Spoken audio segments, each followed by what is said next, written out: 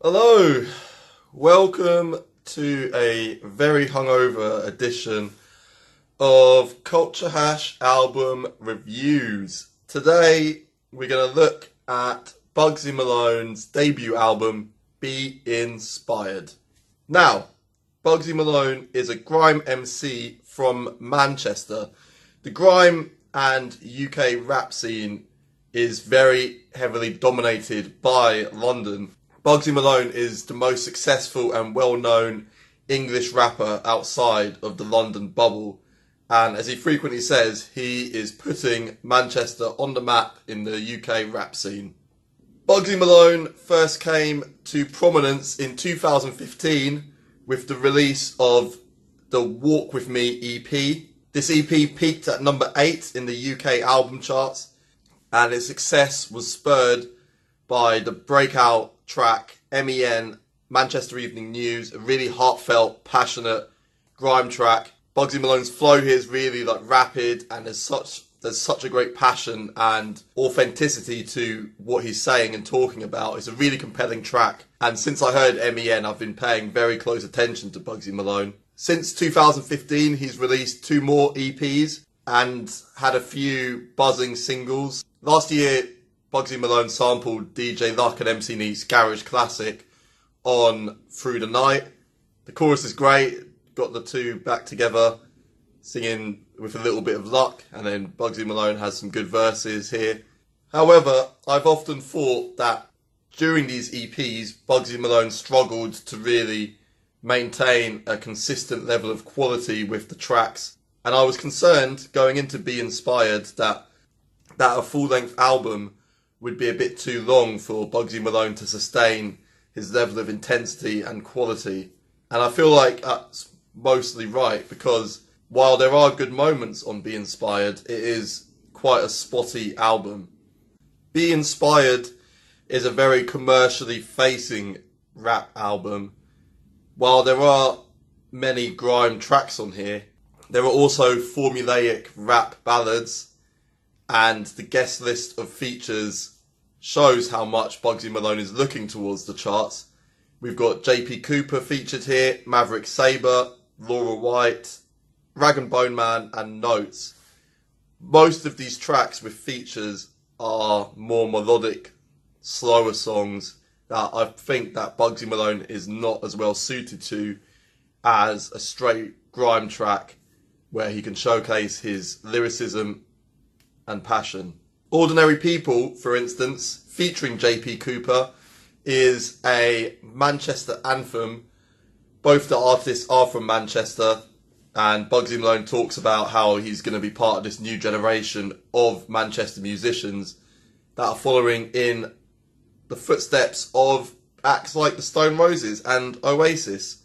The hook, sung by JP Cooper, is based around John Legend's Ordinary People. The beat is based around a few twangs of an acoustic guitar, and then when the rap comes in, the drums become bigger and more theatrical. Ordinary People is quite a mediocre track here. There are several tracks like Ordinary People on Be Inspired that are just commercial radio bait, that are just these rap ballads. We've got Bugzy Malone singing a few times on this album. His singing voice is okay. He doesn't really use auto-tune, but it's alright. Considering most rappers sing these days, it's not unexpected for Bugzy Malone to sing a few hooks. I really like Warning, one of the singles which was released before Be Inspired. This is up-tempo, grime, really fast, great flow, really rapid delivery here. The beat is great. There's just a lot of energy here. This is where Bugzy Malone is at his best. I imagine him performing this song, really getting the crowd going. He's a great performer. He definitely gets some mosh pits going with Warning. It's just got such a fast, aggressive tempo. Really like the energy here. This is where Bugzy Malone is at his best, when he's just going for just straight rap. Separation is a pretty decent track. Bugzy Malone essentially writes a letter to one of his old friends that he's lost contact with. This friend is in prison at the moment, and Bugzy Malone, it's a bit like Nas's One Love. The theme of the track is to speak to one of your old mates that's in prison, catching them up with what's been going on in Bugzy Malone's life since his friend went to prison. The hook is quite nice, sung by Maverick Sabre. It has got this commercial feel to it, but it's also heartfelt and passionate. As you'd expect from quite a formulaic debut album like this, Bugzy Malone's tracks are really fall into three categories. There's the radio songs with the commercial hooks. These are the ones that are designed for the radio. There's also the more traditional grime tracks that are catering to Bugzy Malone's previous bass. This is to satisfy people that want to hear him rap about his life, his like old times in the hood. And there's also a couple songs for the ladies here. Death Do Us Part is another rap ballad. Bugzy Malone talks about his girlfriend. From the lyrics in here, it sounds like she's a long-term girlfriend that's been with Bugzy Malone before he became famous. It's a ode to her.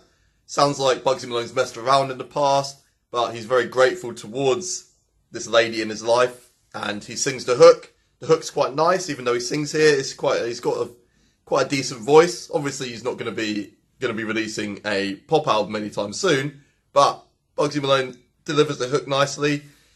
This is quite a passionate, heartfelt song. The thing about Be Inspired is, even though it does follow the traditional crossover rap formula to a degree, Bugzy Malone puts his own spin on it. His personality is very engaging. Death Do Us Part is interesting as well because Bugzy Malone talks about his struggles with mental illness, particularly depression. This is another positive aspect of Bugzy Malone's character. He's a very forthright, honest individual, and it is good to hear him talk about his struggles with mental illness. I personally think it's very encouraging to have more black men talking about mental health because it is an issue that isn't really addressed as much in the black community. Die by the Gun is a story told by Bugzy Malone of a young man who goes down the wrong path. He enters the gang life and ends up shooting someone in a club but accidentally killing his mother in the crossfire. And this is a story told by Bugzy Malone as a warning of this life, this dangerous lifestyle that people can lead and can get led into. However, it does remind me of Dance with the Devil by Immortal Technique. The story is pretty much exactly the same, but I don't think the delivery is as good as the Immortal Technique version. Dance with the Devil had a really chilling hook. The story was told with great detail and it had a really shocking twist ending that makes it a really powerful track that I can't really listen to it too much because it is really powerful and it makes me feel a bit emotional when I listen to it. However, in this aspect, I feel like Bugzy Malone is better when he is talking about himself rather than telling a story. The narrative is good, the delivery is good, but I feel like there's something missing here. It's not as good of a story as we've heard before in rap songs, and we've heard this variation of a story of someone going on the wrong path and it having negative unintended consequences. And Die by the Gun just feels a little bit hokey, cliched when compared to other tracks that have done this idea a lot better. Be Inspired is a good debut album from Bugzy Malone. Even though he aims for a commercial audience, he has enough of the old grime sound not to alienate his fan base too much. I feel like if some of these songs can be successful singles like Bugzy Malone is intending, then it will be good for his career, give him a lot more exposure, and help out the rap scene outside of London. And we hear from more interesting characters like Bugzy Malone. He's got great passion on this project, he's got really good energy, and I really like his character. I feel like I've got to know Bugzy Malone on this project. It's very personal to him. You can tell he's put a lot of work into it. Be Inspired, Bugzy Malone. 6 out of 10.